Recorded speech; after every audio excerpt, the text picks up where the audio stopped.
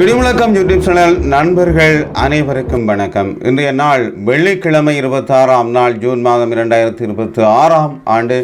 இன்றைய நாளின் செய்திகளோடு நாங்கள் இணைந்து கொள்ளலாம். இப்பொழுது இலங்கை பரபரப்பான ஒரு நிலைமை என்று கூட சொல்லலாம். இந்த விசாரணைகள் என்பது துரிதப்படுத்தப்பட்ட நிலையிலே காணப்படுவதாக தெரிகிறது. எங்கிருந்தாலும் நாங்கள் கைது செய்வோம் என்ற நிலைப்பாட்டை அரசு கொண்டிருப்பதால் அதற்கும் நாங்கள் தயார் என்றும் சொல்லப்படுகிறது. அதற்கு முதல் இந்த டின் இலக்கம் பெறுவது தொடர்பான ஒரு செய்தி இருக்கிறது. அது அரச அதிபர் அவர்களின் செய்தியாக இருக்கிறது. அதாவது இந்த வரி செலுத்துனர் அடையாள இலக்கமானது, அதாவது வரி செலுத்துனர் அடையாள இலக்கமானது எதிர்வரும் ஜூன் மாதம் 30ஆம் தேதிக்குள் பெற்றுவிட வேண்டும் என்ற ஒரு செய்தி பரவியிருந்த நிலையில் அது அவ்வாறு இல்லை என்று அரசு அதிபர் அவர்கள் அறிவித்திருக்கின்றார் என்ற ஒரு விஷயமே இருக்கிறது. உண்மையில் இந்த வெயிலில் நின்று காய்ந்து இதை பெற்றுவிட வேண்டும், எல்லோரும் 30ஆம் தேதிக்கு முதல் பெற்றுவிட சொல்கிறார்கள் என்று சொல்லப்படுகின்ற விடயத்தாலே எல்லோரும் முண்டியடித்து கொண்டிருக்கிறார்கள். அவ்வாறு இல்லை என்று சொல்லப்பட்டிருக்கின்றது.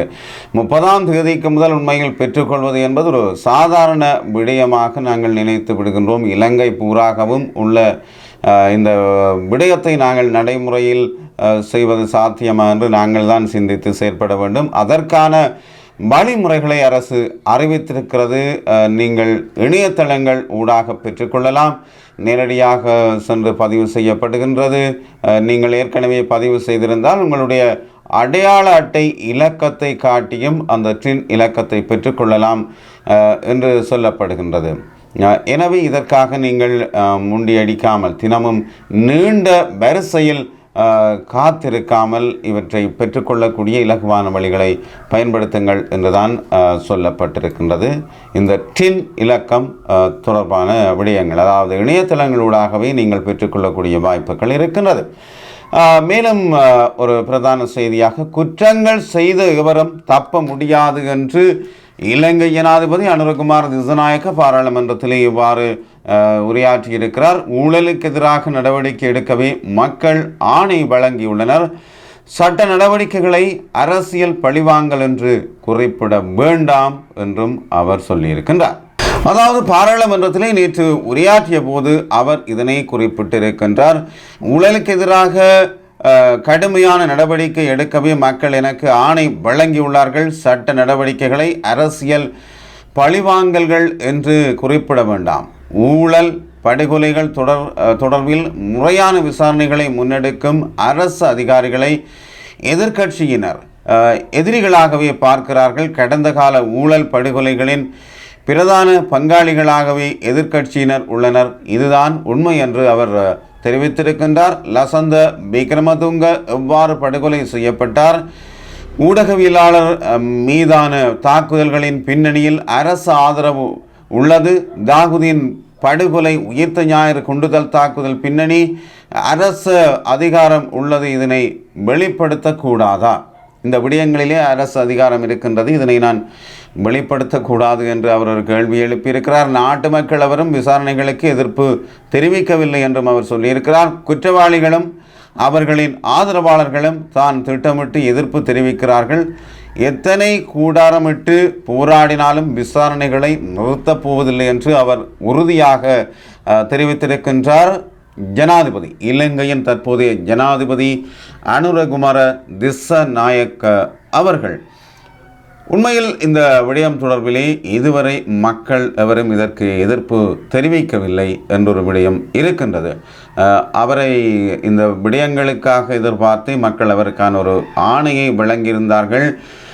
கடந்த கால ஜனாதிபதி தேர்தல் பரப்புரையின் போது கூட ஊழலை ஒழிப்பேன் என்று அந்த விடயத்தை அவர் தெரியப்படுத்தியிருந்தார். அந்த விடயங்களில் நம்பிக்கை வைத்துத்தான் மக்கள் அவருக்கு வாக்களித்திருக்கிறார்கள். நிச்சயமாக அதை அவர் நிறைவேற்றுவார் என்ற நம்பிக்கை இருக்கிறது. அதே வேளையிலே பயங்கரவாத தடை சட்டத்தையும் இந்த ஆண்டுக்குள் நீக்கி விடுவேன் என்றும் அவர் தெரிவித்திருக்கின்றார். அனுரகுமார திசாநாயக்க இருக்கின்ற காலத்தில் அவர் ஓரளவேனும் இந்த விடயத்தை சரி செய்து விட வேண்டும் என்று எண்ணுகின்றார். அதற்கு மக்கள் பூரண ஆதரவை வழங்கியிருக்கிறார்கள். அவரை அதிபராக்குவதற்கு அவர்கள் முழு ஒத்துழைப்பையும் வழங்கி அதிபராக்கி இருக்கின்றார்கள். எனவே அந்த கடப்பாட்டை அவர் மக்களுக்காக செய்ய வேண்டிய தேவை இருக்கிறது. தொடர்ந்து நாங்கள் செய்தியை பார்த்தால் அதிரடி திருப்பங்களுடன் தெல்தனிய படுகொலை காணப்படுகிறது. தெல்தனிய பகுதியிலே உயிரிழந்த பெண் இயன்முறை சிகிச்சை நிபுணரின் மரணம் தொடர்பில் குண்டசாலை காவல்துறை பயிற்சி பாடசாலையின் பொறுப்பதிகாரி ஒருவர் கைது செய்யப்பட்டிருக்கின்றார். பலான மத்திய ஊழல் தடுப்பு பிரிவினரால் இந்த கைது நடவடிக்கை மேற்கொள்ளப்பட்டிருக்கின்றது. சம்பவம் தொடர்பிலே கடந்த 17ஆம் தேதி தெல்தனிய வைத்தியசாலைக்கு அருகிலே கார் ஒன்றில் இருந்து பெண்ணின் சடலம் மீட்கப்பட்டிருந்தது யாவரும் அறிந்த செய்தி. உயிரிழந்த பெண்ணின் கழுத்து நெரிக்கப்பட்டமையினாலேயே இந்த மரணம் சம்பவித்துள்ளதாக பிரேத பரிசோதனையின் ஊடாக உறுதிப்படுத்தப்பட்டிருக்கிறது. இதனையடுத்து உயிரிழந்த பெண்ணின் காதலர் என கூறப்படும் நபரை காவல்துறையினர் தேடி வந்த நிலையில் யாழ்ப்பாணம் காவல்துறையினரால் அவர் கைது செய்யப்பட்டிருந்தார். வெள்ளவத்தையில் இருந்து பேருந்தில் பிரதான சந்தேக நபர், அவரது மனைவி மற்றும் குழந்தை ஆகியோர் யாழ்ப்பாணம் நோக்கி பயணித்த போதே இந்த கைது இடம்பெற்றிருக்கின்றது.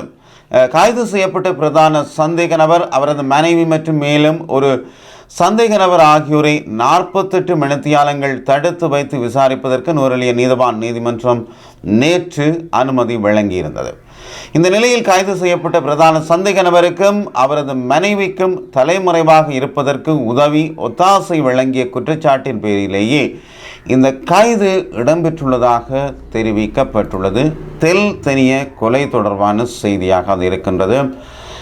இனி விசாரணைகள் தொடர்கின்ற பொழுதுதான் மேலும் பலர் கைது செய்யப்படுவார்களா அல்லது இத்துடன் விசாரணைகள் தொடருமா என்று தெரியும். தொடர்ந்து நாங்கள் செய்திகளை அவதானிப்போம். தொடர்ந்தும் நீங்கள் இடிமுழக்கத்தின் சேனலோடு இணைந்திருங்கள்.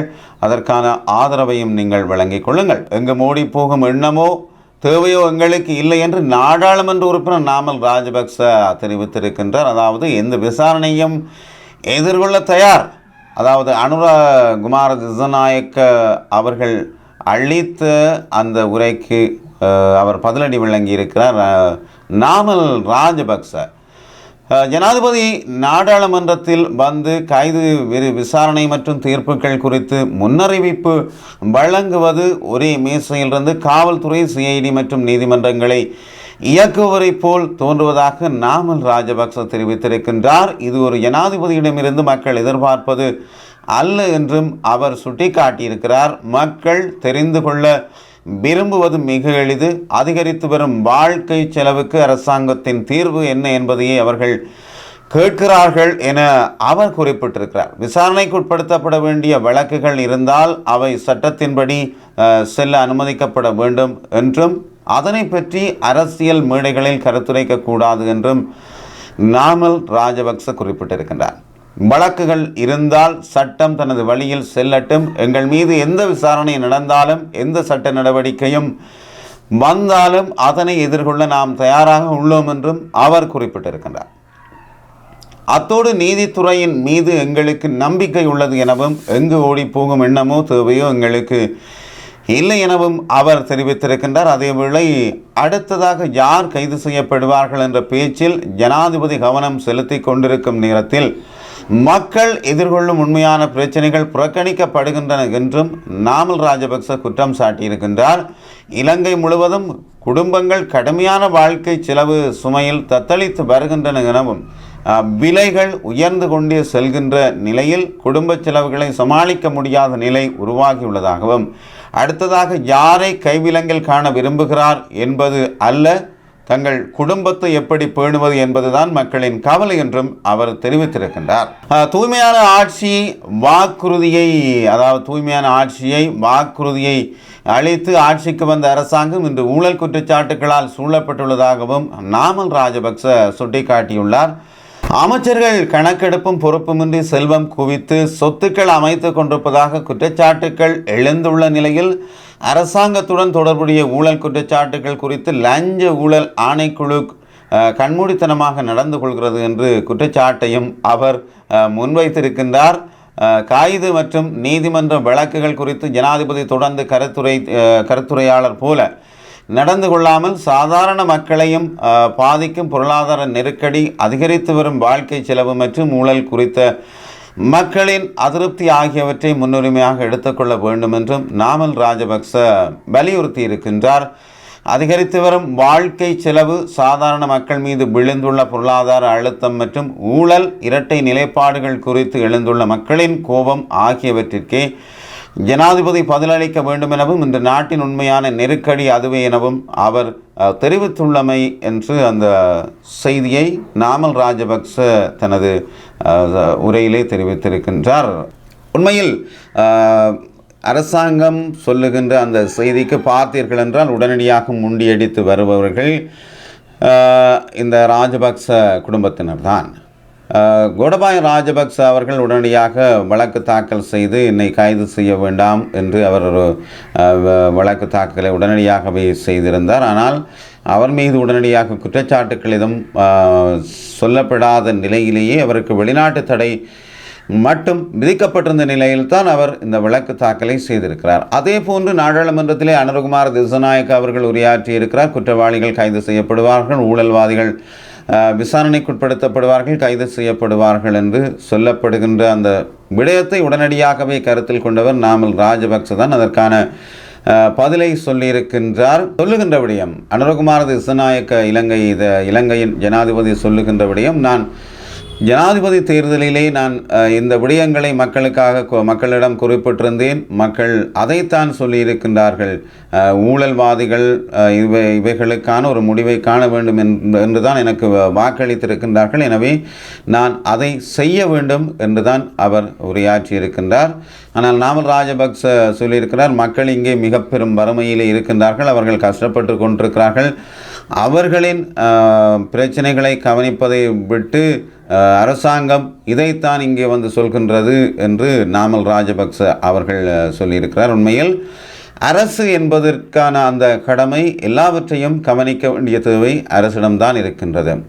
இந்த ஊழல்வாதிகள் என்பவர்களுடைய இந்த விடயங்கள் நடைபெறாதிருந்தால், ஊழல்கள் நடைபெறாதிருந்தால் இந்த நாடு இவ்வளவு மோசமான ஒரு பொருளாதார சூழ்நிலைக்கு முகம் கொடுக்க வேண்டிய தேவைகள் ஏற்படாது.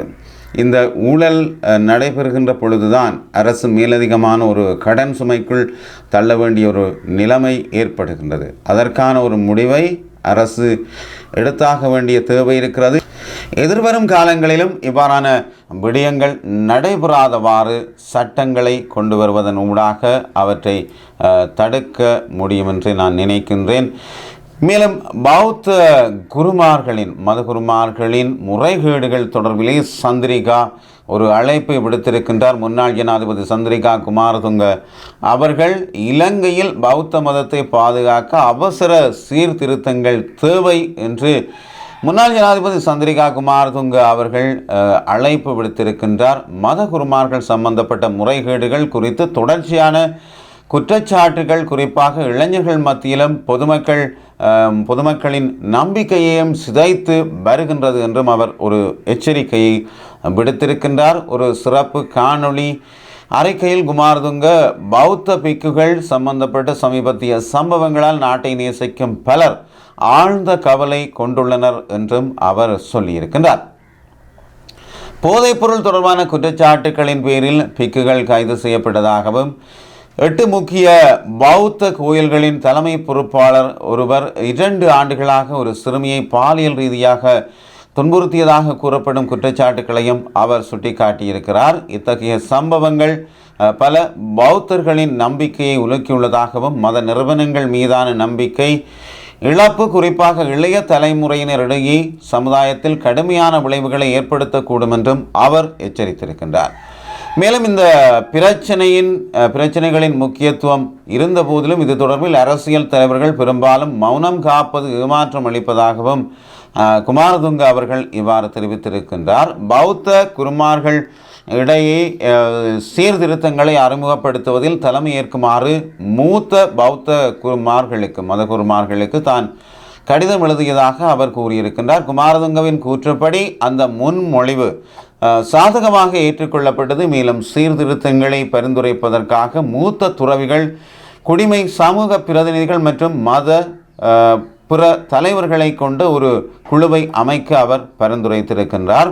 முன்மொழியப்பட்ட பரிந்துரைகளை செயல்படுத்த தேவையான சட்ட கட்டமைப்பை இயற்றுமாறு அரசாங்கத்தை முன்னாள் ஜனாதிபதி சந்திரிகா குமாரதுங்க வலியுறுத்தி இருக்கின்றார். மேலும் புத்த சாசனத்தை பாதுகாக்கவும் பொதுமக்களின் நம்பிக்கையை மீட்டெடுக்கவும் வலுவான வழிமுறைகள் தேவை என்றும் அவர் கூறியிருக்கிறார்.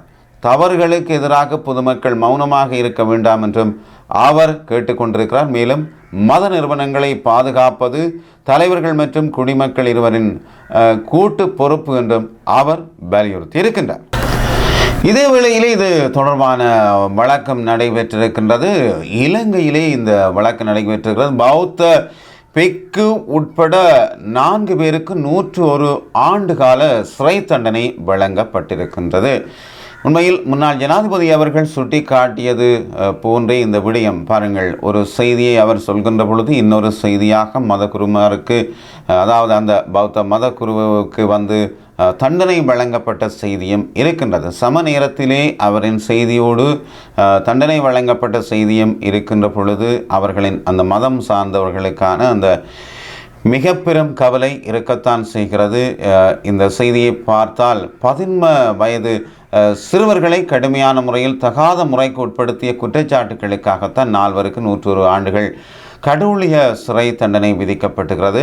அதாவது சிறுவர் குற்றங்களுக்கான அனுராதபுரம் சிறப்பு மேல் நீதிமன்றம் வரும் 20 நாட்களில் 4 குற்றவாளிகளுக்கு 101 ஆண்டுகள் கடூழிய சிறை தண்டனையை விதித்திருக்கின்றது. மேல் நீதிமன்ற நீதிபதிகளான சந்தோன் விதான மற்றும் ரோஹன் தாமிக திசநாயக்க ஆகியோரால் தான் இந்த உத்தரவுகள் பிறப்பிக்கப்பட்டிருக்கிறது. சட்டமா அதிபர் சார்பில் அரச சிரேஷ்ட சட்டத்தரணி ஜமிக குருகே இந்த அனைத்து வழக்குகளையும் வழிநடத்தி இருக்கின்றார். அதற்கமைய துறவரத்திற்காக விகாரையில் ஒப்படைக்கப்பட்ட சிறுவனை ஒப்படைக்கப்பட்ட முதல் நாள் முதல் கடுமையான தகாத நடவடிக்கைகளுக்கு உட்படுத்திய குற்றச்சாட்டின் பேரில் தம்புதேகம கரிஸ்கெவ தலா கொலவேவ ஸ்ரீ சம்புத்துவ பலுகாரம விகாராதிபதிக்கு 30 ஆண்டுகள் கடூழிய சிறை தண்டனை வழங்கப்பட்டிருக்கின்றது. வேலியே பயிரை மேய்ந்த கதையாகத்தான் இந்த நிகழ்வு இருக்கின்றது. அதாவது ஒரு சிறுவனை துறவரத்திற்காக ஒப்படைத்த நேரத்திலே அந்த விகாராதிபதியை அந்த சிறுவனை இந்த நிலைக்கு உட்படுத்தி இருக்கின்றார் என்றால் அந்த சிறுவர்கள் எவ்வாறு நல்ல வழியிலே இந்த நிலைமைக்குள் வருவது என்பதை நாங்கள் சிந்திக்க வேண்டியவர்களாகத்தான் இருக்கின்றோம், இல்லையா? அதை அந்த சமூகம்தான் சிந்திக்க வேண்டும். எவ்வாறு இந்த சிறார்களை வழிநடத்துவது, எவ்வாறு நல்ல நிலைக்கு கொண்டு செல்வது என்பது. அதே போன்று 10 வயதுடைய சிறுவன் ஒருவனை கடுமையான தகாத செயற்பாட்டுக்கு உட்படுத்திய குற்றச்சாட்டின் கலன் பிந்துவெவ சிவகுலாமை ஸ்ரீ சீவலி சைத்தியராம விகாராதிபதிக்கு 24 ஆண்டுகள் சிறை தண்டனை விதிக்கப்பட்டிருக்கின்றது. உறவு முறையில் தனது சகோதரியான 7 வயதுடைய சிறுமியை தவறான நடத்தைக்கு உட்படுத்திய குற்றச்சாட்டிலே கேஸ் ஜுமுது சம்பத்குமார் என்பவருக்கு 15 ஆண்டுகள் கடூழிய சிறை தண்டனை விதிக்கப்பட்டிருக்கிறது. தனது காதலியின் 15 வயதுடைய மகளை கொடூரமான முறையில் தகாத சீண்டலுக்குட்படுத்திய குற்றச்சாட்டின் குற்றவாளிகளுக்கு 32 ஆண்டுகள் கடூழிய சிறை தண்டனை விதிக்கப்பட்டிருக்கிறது. உண்மையில் இந்த சிறுவர் குற்றம் என்பது அதை நடக்காமல் செய்வது என்பதுதான் உண்மையில் அந்த சிறுவர்களுக்கு ஒரு பாதுகாப்பாக இருக்கும். அந்த விடயங்கள் சார்பிலே அந்த சிறார்களின் பெற்றோர்கள் தான் அதிலே மிகுந்த அக்கறை கொண்டவர்களாக இருக்க வேண்டும். சிறுவர்கள் தொடர்பிலே மிகுந்த அக்கறையுடன் செயல்பட வேண்டும். மேலும் ஒரு செய்தி, பாதாள உலக குழு உறுப்பினரான கெகல் பாத்ர பத்மியின் துப்பாக்கிதாரியாக செயற்பட்ட மாட்டியா எனப்படும் போம்புலவ தேவகி சுரங்க சஞ்சீவ கருணாரத்ன என்பவர் கைது செய்யப்பட்டிருக்கின்றார். குறித்த நபர் நேற்றிரவு கட்டநாயக்க விமான நிலையத்தில் வைத்து கைது செய்யப்பட்டிருக்கின்றார். 42 வயதான குறித்த சந்தேக நபர் கொடகொட ஜாகுடமுல்ல பகுதியை சேர்ந்தவர் என்று காவல்துறையினர் தெரிவித்திருக்கின்றார்கள். மாட்டியா மலேசியாவில் தங்கியிருந்த போது அந்த நாட்டு பாதுகாப்பு பிரிவினரால் கைது செய்யப்பட்டு இலங்கைக்கு நாடு கடத்தப்பட்டதன் பின்னர் விமான நிலையத்தில் வைத்து கைது செய்யப்பட்டிருக்கின்றார். குற்றப்புலனாய்வு துணைக்கள அதிகாரிகளால் குறித்த சந்தேக நபர் கைது செய்யப்பட்டு வாக்கு மூலம் பதிவு செய்யப்பட்டதன் பின்னர் மேலதிக விசாரணைகளுக்காக கொழும்பு வடக்கு குற்றத்தடுப்பு பிரிவுக்கு அழைத்து செல்லப்பட்டதாக காவல்துறையினர் தெரிவித்திருக்கின்றார்கள். கடந்த 2022 ஆண்டு ஜூலை மாதம் 22ஆம் தேதி கம்பஹான் நீதிமன்ற வளாகத்திற்குள் வைத்து பாஸ்போட்டா எனப்படும் பாதாள உலகக்குழு உறுப்பினரையும் அவருடன் இருந்த மற்றொருவரையும் சுட்டுக் கொலை செய்தமை மற்றும் அங்கு நின்றிருந்த மேலும் பலரை சுட்டு காயப்படுத்தியமை ஆகியவை இவர் மீதான பிரதான குற்றச்சாட்டுகளாக முன்வைக்கப்பட்டிருக்கின்றது. மேலும் இவருக்கு எதிராக சர்வதேச சிவப்பு அறிவித்தலும் பிறப்பிக்கப்பட்டிருந்தமை ஒரு செய்தியாக இருக்கின்றது. நேற்று இரவு இவர் கைது செய்யப்பட்டிருக்கின்றார். மேலும் ஒரு செய்தியை உங்களுடன் இணைத்துக் கொள்கின்றேன். அதாவது இந்த டித்வா புயலால் பாதிக்கப்பட்ட மக்களுக்கு வழங்காமல் பிரதேச செயலகத்திலே கிடந்த கோடிக்கணக்கான உணவுப் பொருட்கள் மாட்டியிருக்கிறது. வெளிநாடுகளிலிருந்து நன்கொடையாக வழங்கப்பட்ட அரிசி, பருப்பு மற்றும் டின்மீன், பாலாடை கட்டிகள் மற்றும் பிற உணவுப் பொருட்கள் கம்பளை உடபாலத்த பிரதேச செயலகத்தில் மூடப்பட்ட அறைகளில் காலாவதியாகி கிடந்த நிலையில் கொழும்பிலிருந்து நேற்று வந்த பொது நிர்வாக அமைச்சின் அதிகாரிகளிடம் சிக்கி இருக்கின்றது. டிட்வா புயலால் பாதிக்கப்பட்ட கம்பளை மக்களுக்கு விநியோகிப்பதற்காக கம்பளை உடபாலந்த பிரதேச செயலகத்தில் சேகரிக்கப்பட்ட பொருட்கள் உட்பட பெருமளவிலான உலர் உணவுப் பொருட்கள் மக்களுக்கு விநியோகிக்கப்படாமல் குவித்து வைக்கப்பட்டிருக்கின்றது. நேற்று முன்தினம், அதாவது கடந்த 24ஆம் தேதி அங்கு சென்ற தணிக்கை குழுக்களுக்கு ஏற்படுத்தப்பட்ட தடையின் காரணமாக பொது நிர்வாக அமைச்சகத்தின் உள் தணிக்கை பிரிவு அங்கு வந்தடைந்து இருப்பினும், அதாவது அங்கு காலை முதல் மாலை 4 மணி வரை பிரதேச செயலாளரின் தடையின் காரணமாக அவர்களால் மூடப்பட்ட களஞ்சியறைகளை திறக்க முடியாமல் இருந்தது என்று உயர் அதிகாரிகளிடம் இருந்து உத்தரவுகள் பெறப்பட்டதை அடுத்து அதிகாரிகள் காவல்துறையினரின் முன்னிலையில் இந்த களஞ்சிய அறைகளில் ஒன்றை உடைத்து திறந்து இந்த பொருட்களின் இருப்பை கண்டறிந்தனர் என்றும் சொல்லப்படுகின்றது. பின்னர் மற்ற 2 களஞ்சிய அறைகளும் திறக்கப்பட்ட போது அவற்றிலும் பல்வேறு பொருட்கள் குவித்து வைக்கப்பட்டிருந்ததாகவும் 1 கோடி ரூபாய்க்கும் அதிகமான மதிப்புள்ள இந்த உணவுப் பொருட்கள் மற்றும் சரக்குகள் குறித்து எந்த ஆவணத்திலும் குறிப்பிடப்படவில்லை என்றும், மேலும் இந்த பொருட்கள் 7 மாதங்களாக பேரிடரால் பாதிக்கப்பட்டவர்களுக்கு விநியோகிக்கப்படவில்லை என்றும் சொல்லப்படுகின்றது. இது குறித்து கண்டி மாவட்ட செயலாளர் ஏந்திக்க உடவட்பே தெரிவிக்கையில், விசாரணை அறிக்கைகள் கிடைத்தவுடன் அவை பொது நிர்வாக அமைச்சகத்திற்கு அனுப்பப்படும் என்றும், இந்த சம்பவங்களுக்கு பொறுப்பான அதிகாரிகள் மீது ஒழுங்கு நடவடிக்கை எடுக்கப்படும் என்றும் தெரிவிக்கப்பட்டதாக சொல்லப்படுகின்றது. எவ்வளவு ஒரு மோசமான செயல்! இதைத்தான் அவர்கள் அதிகாரிகளின் அசமந்த போக்கு என்று குறிப்பிடுகின்றார்கள், இல்லையா? மக்களுக்காக டித்வா புயல் முடிந்து இன்று எவ்வளவு மாதங்களாகிவிட்டது, அதாவது கிட்டத்தட்ட 7 மாதங்களாகிய நிலையிலும் இந்த மக்களுக்கு வந்த இந்த பொருட்களை வழங்காமல் வைத்திருக்கின்றார்கள் என்றால் எவ்வளவு மோசமான ஒரு செயல். நல்லது அன்பு சொந்தங்களே, இன்றும் உங்களோடு பற்பல செய்திகளை இணைத்துக் கொள்ளக்கூடியதாக இருந்தது. தொடர்ந்தும் இடிமுழக்கம் சேனலோடு இணைந்திருங்கள். தொடர்ந்து அதற்கான ஆதரவை நல்குங்கள். மீண்டும் சந்திக்கும் வரை விடைபெறுகிறேன். அன்புடன் சக்திவேல். நன்றி, வணக்கம்.